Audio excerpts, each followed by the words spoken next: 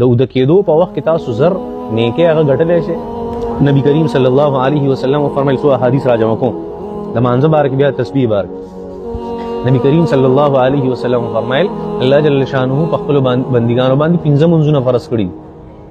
چا چې دغه منځونو خیال وساتو الله جل شانه به د خیال وساتي. چا چې دغه منځ وران کو الله جل شانه به د دین وران کی ارسب ول وران.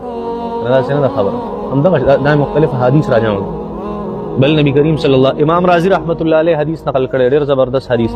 هغه د حدیث مبارکو کتابونو کې دی صحیح حدیث. هغه حدیث دا د تسبیح حواله سره امام رازی رحمت الله علیه فرمایي ز په حلب کې محلب د زینوم دی علاقین ز په حلب کې او په حلب کې د استاد الحافظ او د متقی د عبدالرحمن ابن عبد الله علوان رحمه الله ما یو حدیث واوري او ډېر څه حدیث مې واوري چې نبی کریم صلی الله او دا حدیث سره سند بیان حدیث بیان کو چې نبی کریم صلی الله علیه وسلم خپل بعض صحابه ته وی چې لکه د اوده کېدو په وخت کې تاسو زر نیکي هغه ګټلی شئ.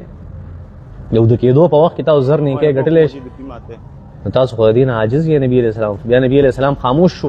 یا امام رازی وی چې زما د استاد خاموش او دا غي نه پس یو فرمایل چې کم سړی د شپې اوده کېږي او سل پیره سبحان الله سل پیره الحمدلله سل پیره الله اکبر وی الله جل شانه د پارسونی کېلی کی زر نه کېلی کی څومره نه کېلی کی زر نه کې. او بیا پس یو دا فرمایل استاد محترم چې کم سړی لس پیره سبحان الله الحمدلله الله اکبر وی الله جل شانه به دا سړی جنت ته داخل کی چته به داخل جنت د اسانه دعاګانې دي دا اسانه دعاګانې دي الله جل شانه په دې باندې اجر ورک انسان له پکار دي چې دې کله کله سکے دې خیال ساتي دي سونو الله فرمایي سبحان الله تسبیح بیان او دا الله جل شانه حين په وخت تم سونه چې داخلي کې په ماقام کې داخلي کې پشپ کې وحين په وخت تسبيحون چې داخلي کې په سبا وله الحمد او دغه الله د لپاره تمام تعریفونه دي په سماوات په اسمانونو کې والارض او پزما کې وعشيا او پس تماس بخینه وحين په وخت تظهرون تاسو داخلي کې ماسپخین ته